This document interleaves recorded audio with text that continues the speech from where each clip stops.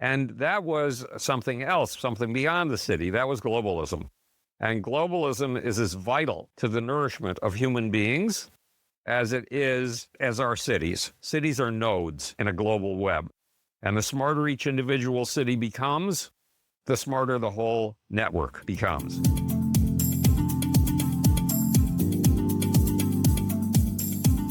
Are you interested in technological innovation like writing?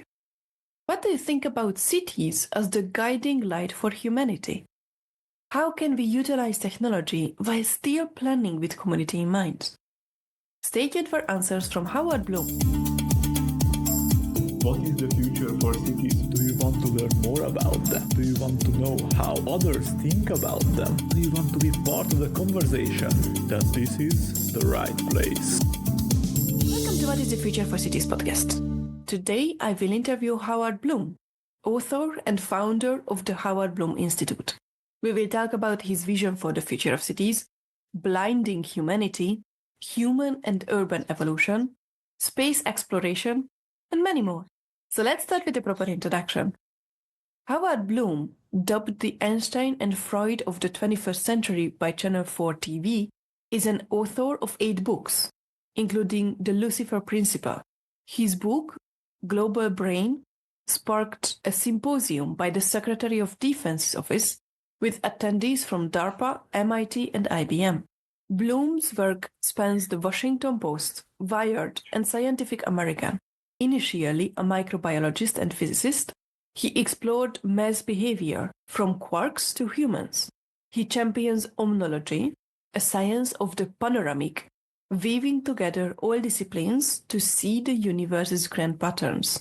In the 1970s and 80s, he ran a top music PR firm, boosting stars like Michael Jackson and Prince, before returning to science in 1980. He's since lectured across 12 scientific fields, co-founded the Asian Space Technology Summit, and inspired the Howard Bloom Institute in 2021. And with that, Howard, welcome to the podcast. Thank you so much for your time. I highly appreciate your opinions on the podcast. Jumping into the conversation. What does the future of cities mean to you? First of all, I love cities. I was born in a city, Buffalo, New York, a small city, about 400,000 people. Compared to Chinese cities of 40 million people, that's not even a dot or a comma. And cycled through a bunch of cities when I was 18, 19, and 20 years old: Seattle, San Francisco, Portland, Oregon, and then Tel Aviv, Haifa, Jerusalem. And I ended up by accident in New York City, and this city is heaven to me. And this city is heaven to me for a very simple reason. It has such a variety of people that even if you're a social outcast like me, you can find other social outcasts who are on your frequency, and you can form your own group. In other words, it's not dominated by a small number of cliques. You can create your own clique here. And that's what I've been doing ever since I landed here. And I love it. It's heaven. It's paradise. And a little note, when I was flown to France for the first time to be a star of a business event, they put me up in a very good hotel. It was right near the Arc de Triomphe, and behind the hotel was the Champs-Élysées. I was so anxious to see the famous Champs-Élysées. So I walked out of my hotel, turned a corner, turned another corner, and there I was on the Champs-Élysées. And within a minute, I wanted to go back to Park Slope, Brooklyn, which is where I live, because the architectures of cities says all kinds of things. And the architecture of the Champs-Élysées said, I am Napoleon, you are my soldiers. You must be utterly and completely obedient. You must stand erect at attention. Well, there's no way in hell I ever want to be clamped down and locked in like that. So I was very uncomfortable with Paris. And then there's Moscow. I don't even understand how Moscow works. They have these 8-lane highways, and the 8-lane highways cut the city up into little squares of about 4 blocks or something like that. And the only retail I was able to see, the only shops, were at the Kremlin, GUM department store. I couldn't see where the center of living was, where people got together. And another little comment on cities. Cities can be alienating, despite the fact that they bring together unprecedented numbers of people. Look, I was sick in bed for 15 years, so I didn't get to see the evolution of this city in that time at all. But I kept hearing about this place called the Tea Lounge, which was around the corner from my house. But I couldn't go because I couldn't get out of my bedroom. When I finally was able to get out of my bedroom and go to the Tea Lounge, it was astonishing. And it was astonishing because it's a great big space. It's a space that you could put a parking garage in. It's unfortunately rather windowless. That's not good. But it was a community living room. It was where a whole bunch of people from this community who wouldn't normally meet were able to get together on a daily basis and establish a sense of community. And I believe that cities need that. The Tea Lounge unfortunately closed. We haven't had anything that really replaces it. And that has been a detriment to this particular neighborhood. But the research is in, and people live longer when they congregate in cities. And even wild animals do better in cities than they do in the countryside. When an animal that's grown up in the city meets an animal that's grown up in the countryside, the animal that's grown up in the city has a multitude of advantages. Longer life, greater health, greater adaptability. It's astonishing. Humans, how do you keep them down on the farm after they've seen Paris? Remember that line from World War I?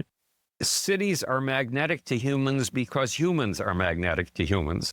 And the bigger number of humans you've got, the bigger your human social magnet is. So it starts with individual impulses that are like the impulses of bacteria who also live in the equivalent of cities. They live in cities of 1 billion to 1 trillion individuals. But a bacteria, even surrounded by all kinds of other bacteria, is lost unless it basically hugs and rubs another bacteria. Until then, it is low in motivation. Once it gets some hugs and rubs, wow, it's all energized and ready to go. We humans are like that too. And how humans grew up on farms and managed to survive the isolation of the experience and even come to love the isolation of the experience is utterly beyond me. But thank God for the son of one farmer in the 1800s whose dad was not terribly literate, who lived a very hard life chopping down trees to make space for agricultural plants. There was another form of social aggregation called books. So he is famous for reading books by the fireside at night, and his name was Abraham Lincoln. But how he survived those years, yes, he survived those years in order to become president of the United States. But the fact is, he was chronically depressed. Now, what role did his isolation in his childhood and the fact that his father was a cranky individual, hard to get along with, what role did those play in his depression? We don't know, because people in cities get depressed and flock to shrinks, or these days just dial them up on their computers and have Zoom sessions with them, which is also another form of hugging and rubbing against your fellow human beings to get a sense of validation so that you can continue for another 4 days until you see your therapist again. But one way or the other, humans thrive on sociality. They thrive on recognition, feeling of meaningfulness to their fellow human beings. Those are the things that keep humans alive. Finding that on Abraham Lincoln's father's farm must have been extraordinarily difficult. But finding it in a city is easy. Not that city living is easy. It's not. But it's far easier than living in isolation on a farm. I want to come back to Paris because I visited once, and architecture, magnificent. As an architect, as a historical nerd, I loved the city. But Right. It made me feel small because the scale is so much out of proportion for a human figure that I was standing in the magnificent architecture and I was like, yeah, it's not comfortable. Right. That was my personal experience, although it's a beautiful city. So you were talking about how cities are the place where people can find each other, find the connections, find the solution for depression, for example, although Right. it's not easy. But what does the city mean to you? Oh, God, the city is paradise for me. I wrote an ode to New York City. I watched as the Twin Towers burned on 9/11. I watched from my roof. I was still sick in bed, but it's only 8 steps up to my roof. So I was able to get there. And then a friend of mine called, and he's brilliant.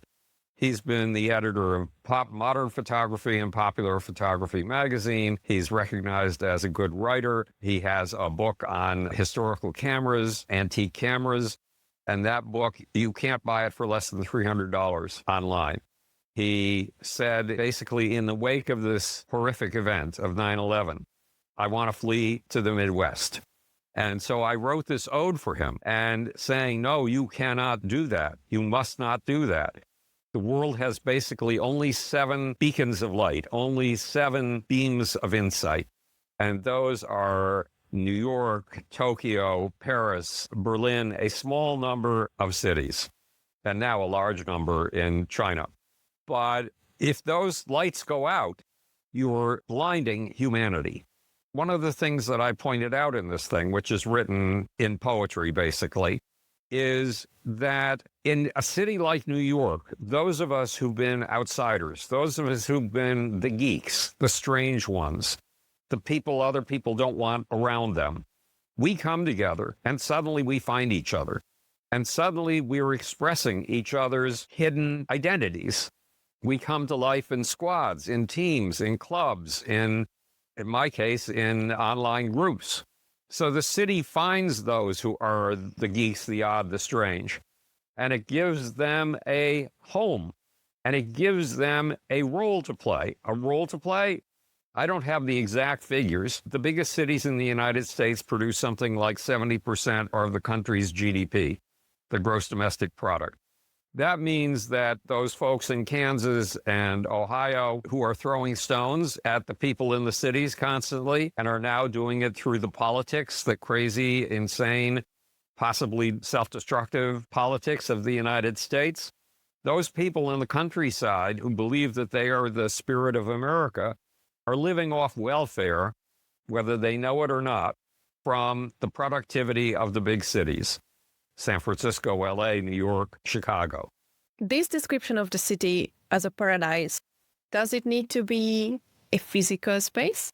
Because you mentioned that you could find your own community online. Is it a physical space? space? I found my own communities before there was the internet, before there was online. God knows how I did it in those days. But the online component helps a lot. My block, for example, has a block association email list. So I get to see what my neighbors are preoccupied with, and I get to know their names a little bit. But the ultimate was the tea lounge. The ultimate is to have a living room in every 10 square block area where people can congregate. Now, I have unusual experiences in these places because I tend to put people together. If one person is doing theoretical physics and applying the math to microbiology or neuroscience, I can find another person in the room who has interests that just mesh with his, and I can put them together. And eventually I end up putting together a community. I miss that because ever since COVID, I've basically been locked in my bedroom again. Now, I run 3 groups, 3 international groups online, and that's fun. That's terrific. It certainly gives me a sense of purpose and meaning. Writing my books is what really gives me a sense of purpose and meaning. But the fact is, there is something about being together in person that you simply can't replace. And it means that cities need to be designed with spaces that attract people, that give them the latest in beverages. And God knows that beverages seem to be the big thing for bringing people together. That brings them the latest in absolutely fresh, astonishing pastries. And Lord knows what else. The tea lounge used to have 12-piece bands playing at night. So I would put on my headphones, I would put Pandora on my headphones and listen to music while these loud bands were playing because I needed a sense of control of my personal space. I wrote 3 books there, and I needed that control of my personal space. But then, after 3 or 4 hours of writing, when you need to take a break for 15 minutes, There were all the people around me, and I could check up on what the latest was that was going on with them and introduce them to other people who might be interested in them. And then people started to come who saw the intensity of my work, because I've trained my eyes so that when I'm working, even if a person walks into the room, normally you glance at that person, that my eyes did not move from my laptop screen. And other people started sitting around me hoping that work ethic would be catching. Those are things we can do in person. Those are things we can't just do online. Nice. I love that others would like to learn your technique. So this is the city currently, your heaven, your place to meet with people, your place to find your own community. But Right. what is the future of the city? That's a good question. Looking up just a few minutes ago, the latest on smart cities, it's dominated by Internet of Things. And Internet of Things depends on 5G. And the United States, though it advertises that it's got 5G, my sense is that it's still operating on 4G. So the question is whether the United States is capable of catching up with the future of cities. But I see the future of cities at work. I own a building, the building that I live in. It's a brownstone in Park Slope. And we used to have these elaborate things where they would send us something and we had to respond to it and we had to fill it out in precisely the right manner. We had to send it by mail, which took a lot of time. We never got feedback unless it was to tell us that we're fining you $500 for not putting in the period at the end of that sentence. And these days, when they contact me for my hideously high water bills or some update in my building registration, it's by email, and they give me a website through which I can submit the finished work. And that's a lot more convenient than it used to be. Now, if we could integrate artificial intelligence so that my artificial intelligence could screen these emails from the city and then fill in all the blanks and then just tap me on the shoulder to read it quickly and okay it, and then send it in and do whatever negotiating with the city has to be done. And if the city had artificial intelligence that it used to analyze the trends of data in the city and see what was working and what wasn't working, and to ameliorate what wasn't working and to install what was working and take continuous feedback. The way that just about every program you interact with asks you to rate, especially the ones that are doing what we are doing right now, televisualization. So I know that the one I use, Uber Conference, asks me at the end of every conversation, rate your conversation on a 5-star line. And usually it's 5 stars.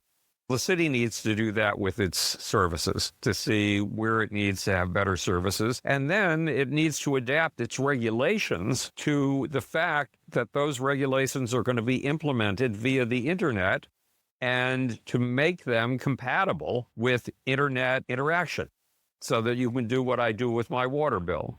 You can pay it online, or what I do with my certificates that I have to have.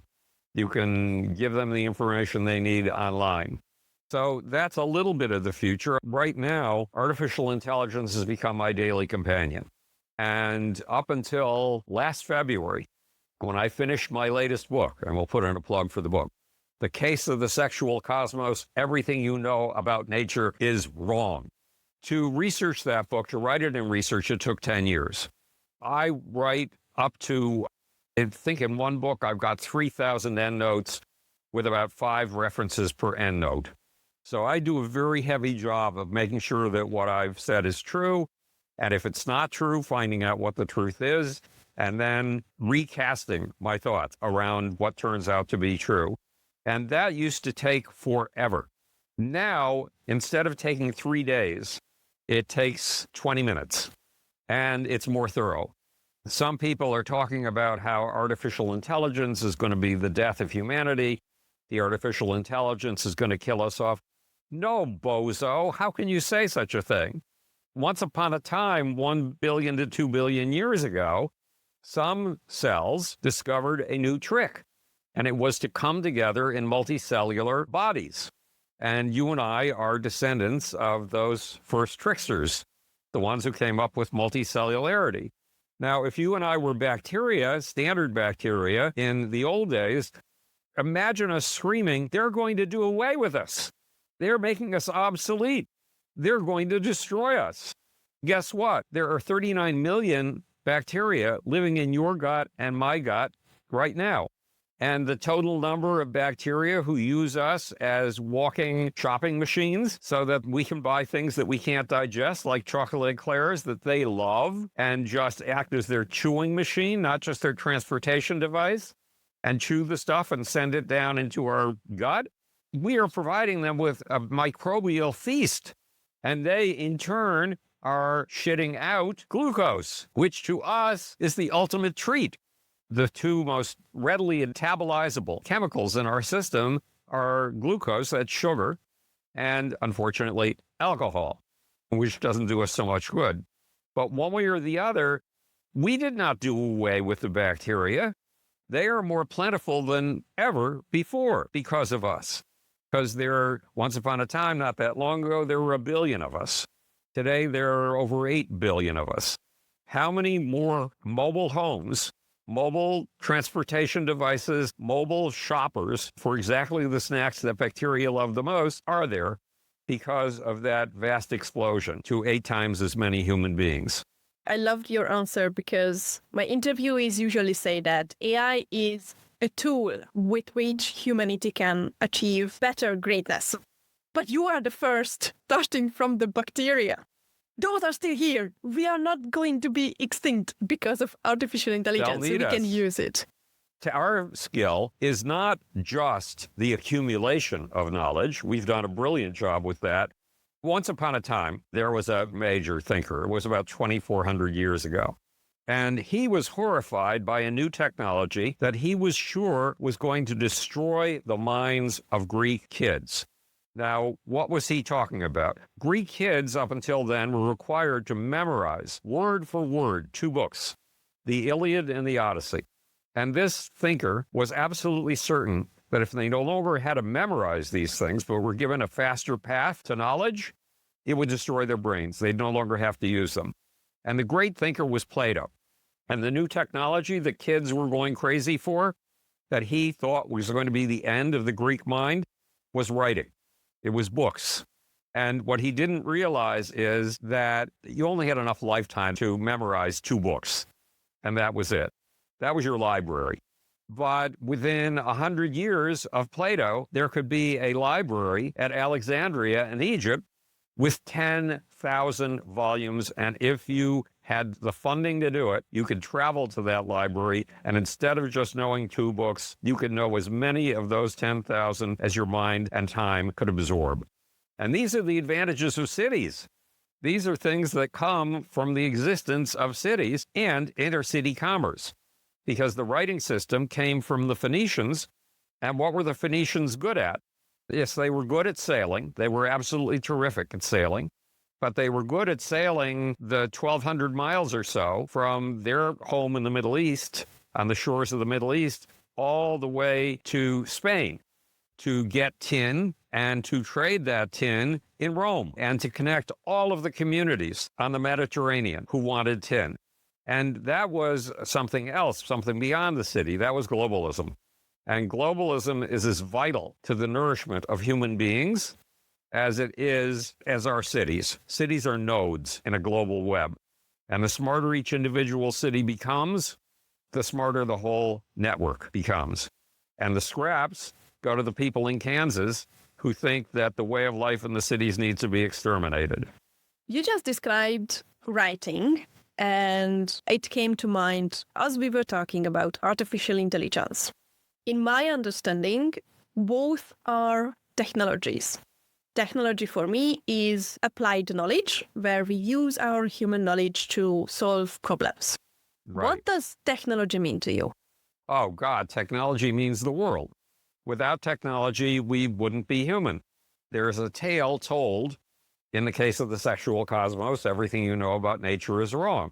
And it's about how our tools, we created our tools, and then our tools created us. And what does that mean? 3.2 million years ago, we came from a line of ancestors that you can see in apes today, in the Virunga Mountains in Africa. And those apes have bellies the size of beer barrels. Ambulation for them, walking around, is not easy. And why do they have these enormous tummies? Because they're eating leaves. They're eating raw leaves. And those raw leaves are incredibly hard to digest. So they need tons and tons of intestinal space to handle this leaf processing business. Now, we humans, 3.2 million years ago, in Africa again, invented something brand new, the stone tool. It turns out our physiology is built for eating meat. There is a hormone in your gut called cholecystokinin, and it only goes off when you've had a nice meal of meat. And then it rushes to your brain, and what does it say to your brain? It's a bonding hormone. It says, these people you just had dinner with, they've fed you meat. This is a good bunch to hang around. This is a good bunch to be a part of. So we invented stone tools, and then we lost our big canine teeth that we needed for hunting and bringing down game, and we lost what semblance we had of claws. We didn't need them anymore. Why? Because we could manufacture our own canine teeth and our own claws, and thus go seeking meat. And that remade us. It remade our jaws. The big deal, it really remade our jaws, and it remade our fingertips. The big thing that remade us was fire, which we started using on a regular basis a million years ago. It took a while for fire to catch on all across the world, but it did. And fire gave us a climate stabilization technology, a way of staying warm. And fire gave us another new invention, another new technology. We call it cooking. Now, what did cooking do for us? Cooking broke down the tough fibers in those leaves that those poor gorillas were trying to eat from scratch, and the tough fibers in meat, and made it easy for us to chew these things. So we were able to lose our huge jaw muscles because of cooking.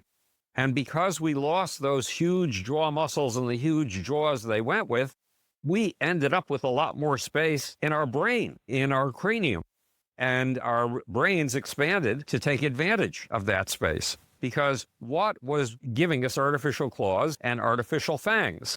What was giving us the ability to break down our foods outside of our body, not inside of our body? It was technology. It was the stuff our brains were creating. So we got a brain that was adapted to more creation. And so we no longer had the potbellies of our cousins on the evolutionary tree. We could have small flat bellies, at least when we're young. Then we get the potbellies anyway. And we could walk around totally upright without the burden of those bellies. And we could run. And it is said, I have a hard time believing this, but it is said that we can outrun animals, not necessarily by faster than they go, but by going longer than they go and exhausting them. And that's another ability that comes from the fact that our tools and our fire remade our physiology. So we made our tools, but our tools then made us. And it seems to be a constant dance. So while we improve our tools and create new tools, we are also changing ourselves. Absolutely. Whether consciously or not, that's another question. There's a lot more caution than we think. Look at the number of people, including the infamous Elon Musk, who have warned us that artificial intelligence is going to be the death of humanity. We love visions of apocalypse. So sell us a vision of apocalypse, and you just may create the seeds of an idea that will last forever. Jesus predicted the coming of the kingdom of God. In other words, he predicted apocalypse. And he went to Jerusalem on a very specific day to celebrate the Seder, which is when Jews expect a prophet to come and tell them, hopefully, that there's a Messiah on the way. So he went up to Jerusalem for this sacred event, convinced that would usher in the kingdom of God, meaning Armageddon. And was he right? No, he proved to be totally wrong. He was crucified. The kingdom of God did not arrive. And his believers thought, okay, maybe it's coming next week. And then maybe it's coming next month.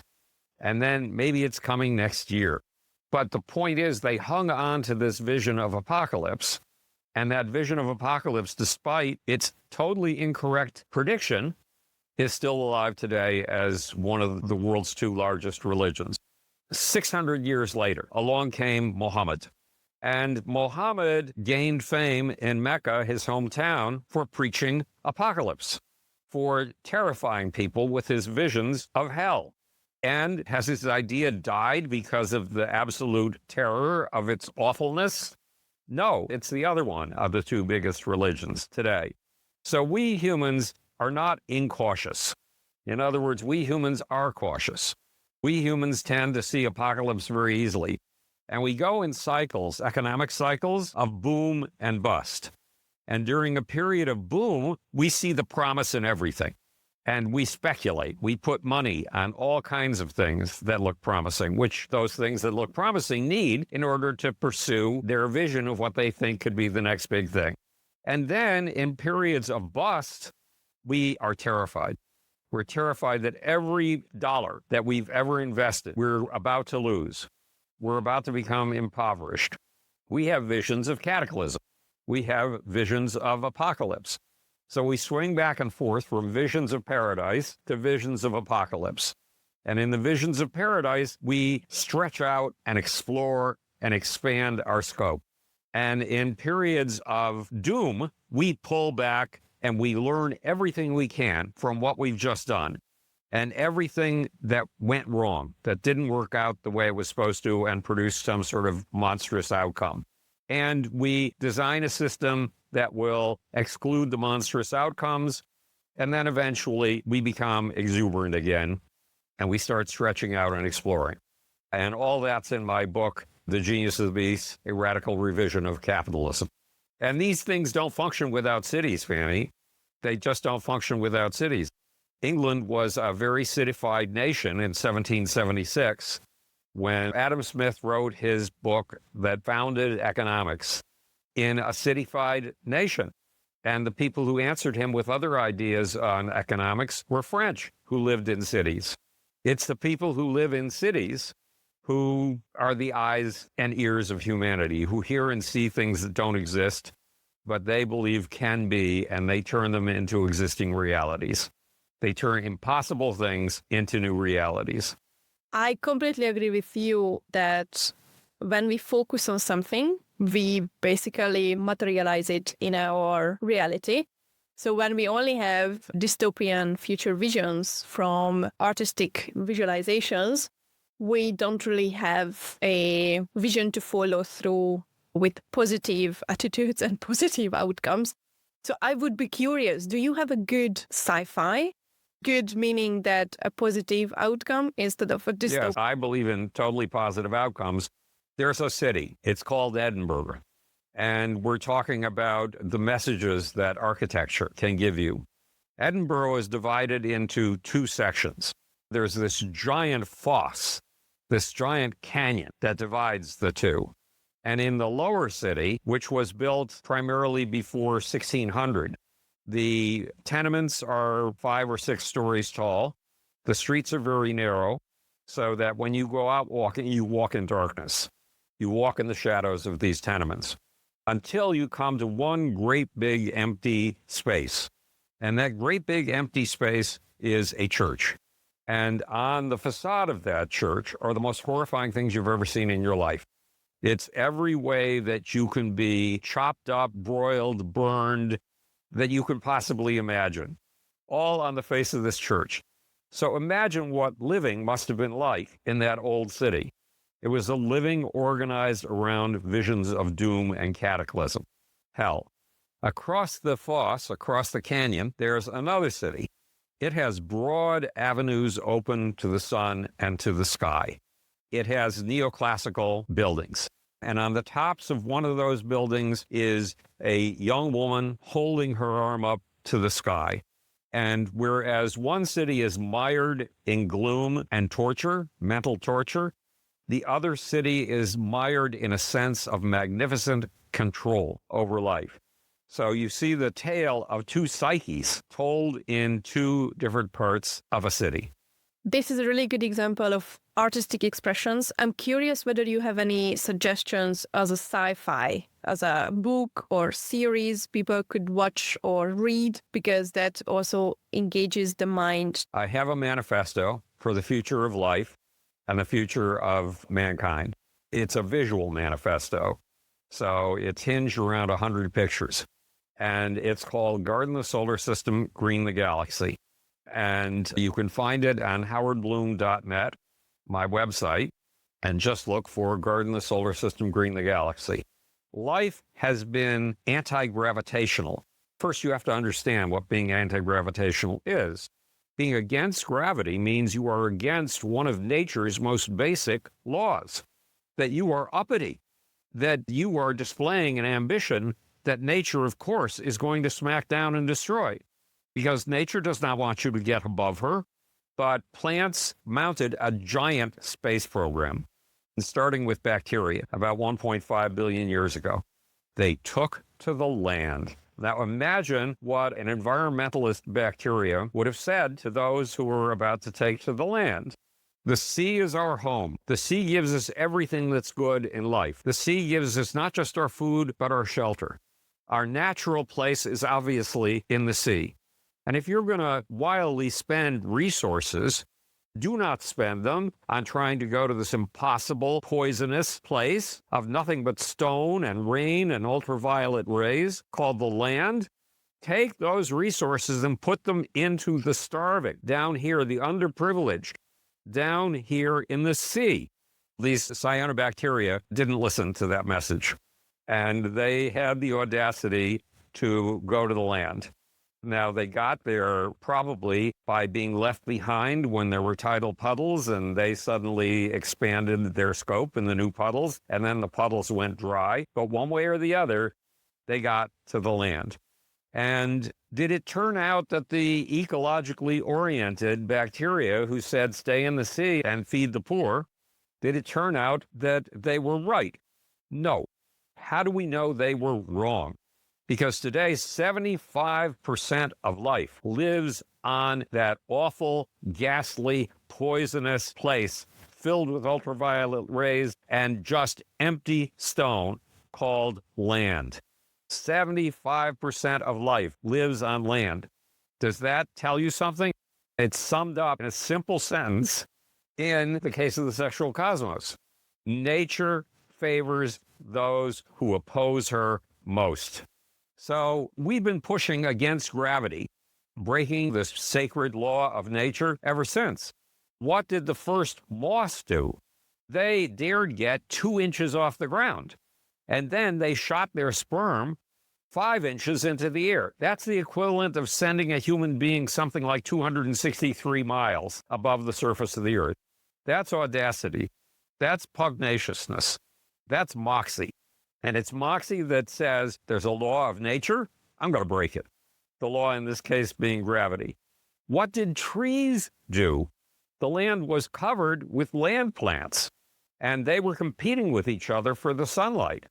And the trees took advantage of a bit of materials engineering, the production of lignin and cellulose, brand new substances, never been seen before, and they built trunks. And they reached into the sky. Why? So they could outdo their competitors down on the land and could catch all the sunlight before it ever hit the land below. Is this a generous, gentle act?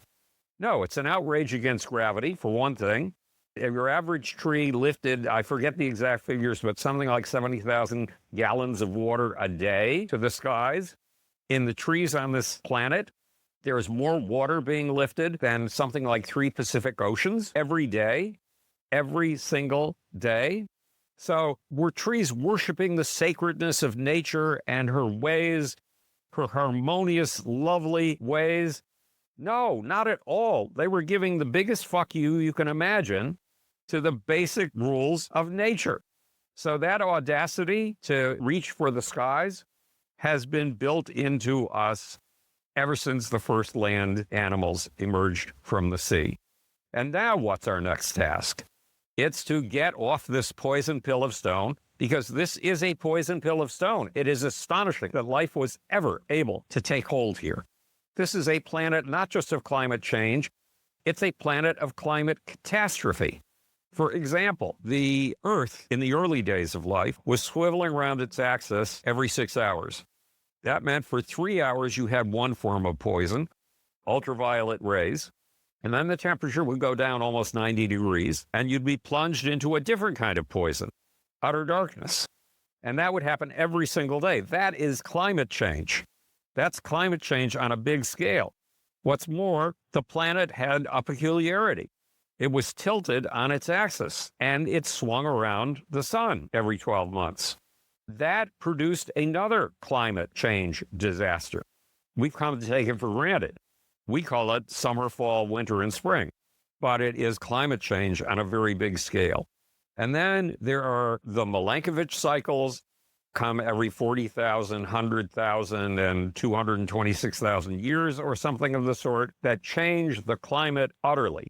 And there is the fact that the Earth and the whole solar system, that is our sun and its little ducklings, the 8 planets, and God knows how many smaller bodies, they all troop around the core of the galaxy once every 235 million years. And that is a trek that would freeze the blood of even Frodo the Hobbit. Why? Because we run into things like galactic fluff that triples the amount of cosmic dust in our atmosphere and changes the climate utterly.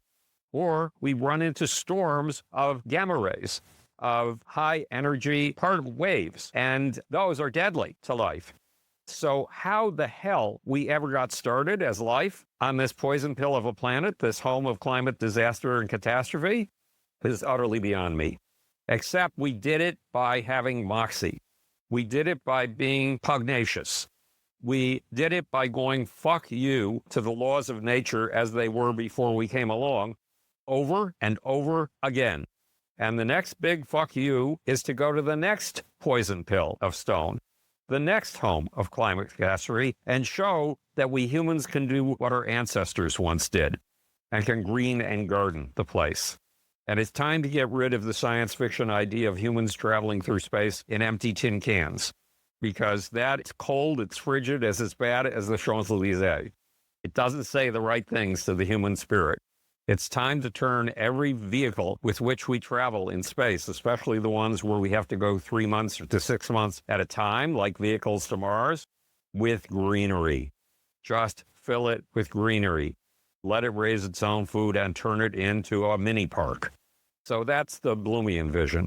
I love that you took your time and described how this nature which is around us is not really supporting us for our lives. We are fighting nature, and this has been happening since the beginning of life, basically. Well, it's not just that we're fighting nature, because we're not the only ones who are ambitious.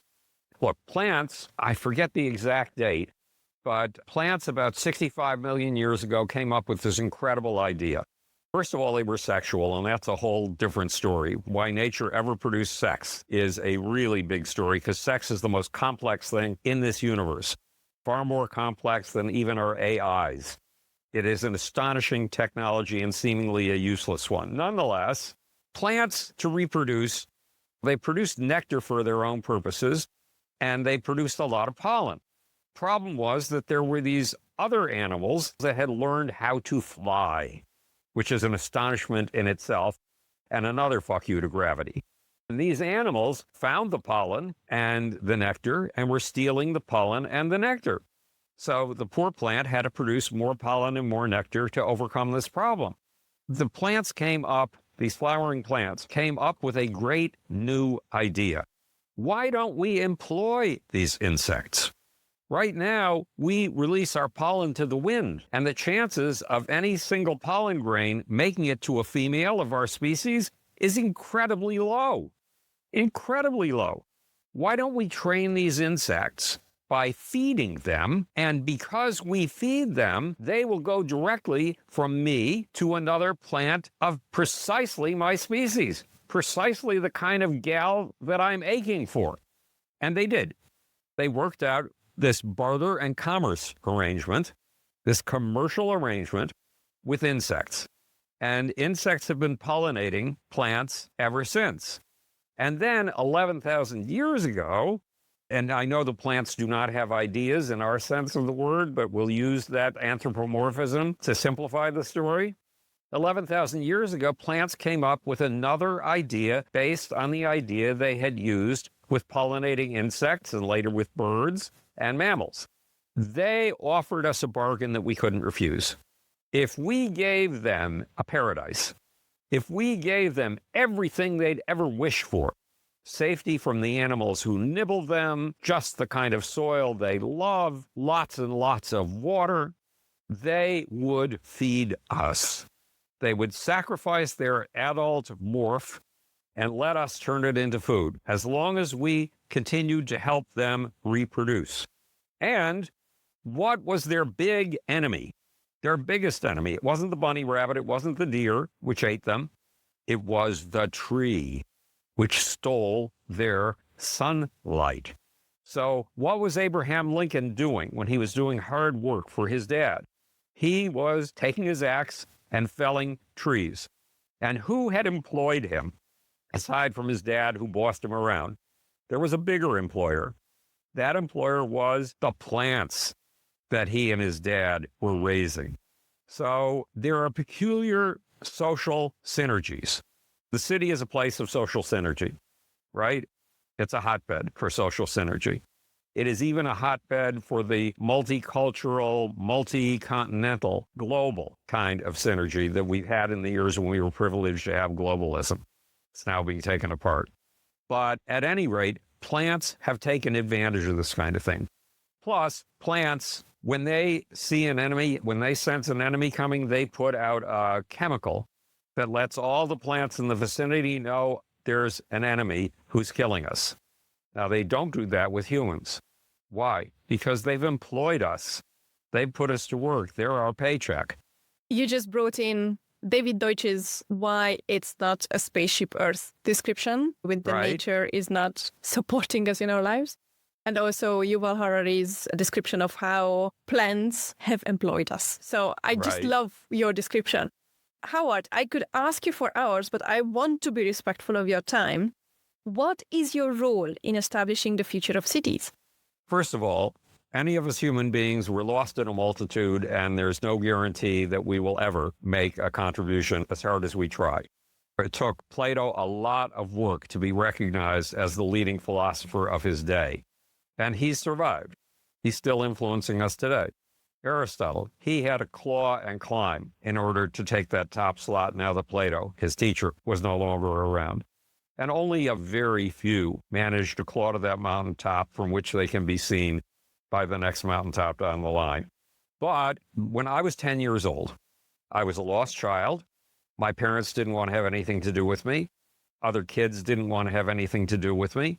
And then one day a book appeared in my lap, and it said, the first two laws of science are these: the truth at any price, including the price of your life, and look at things right under your nose as if you've never seen them before, and then proceed from there. And it gave the examples of Galileo and Anton von Leeuwenhoek. And that lifted me out of my misery. It gave me a purpose in life. I went into, at the age of 10, microbiology and theoretical physics, and I've never stopped since being in science. So my obligation, and one of the reasons I haven't had any kids, my obligation is to do for that next kid 350 years down the line what Galileo and Anton von Leeuwenhoek did for me. And so I've written all of my books, there are 8 of them now, with that purpose in mind. So my task is to see things from the outside, not the in, overturn as many cliches as I can, and to get us to see things in radical new ways so that we can build the future instead of being just victims of the past. And I can get completely behind that description. Howard, you have been very generous with your answers. And again, I could ask you for hours, so there will be a second round if you agree. Yes, I love it. Do you have any closing comments for this first round for the audience? Any requests? Just that cities are far more important than you think they are. Yes, they are cold and alienating places. Yes, it is very hard to find others of our kind in the cities, but it's getting easier with things like the internet and smartphones. It's getting much easier. In 2007, Steve Jobs introduced something that had been tried before by his company, Apple, and had failed. And it was the smartphone. And today we can't live without the smartphone. Our task, your task and mine, is to invent the next smartphone. Whether it's a smartphone of architecture, a smartphone of city planning, a smartphone of global interconnection, whatever it is, that's our job. Make your contribution to bringing the impossible into the realm of everyday reality. Thank you so much, Howard.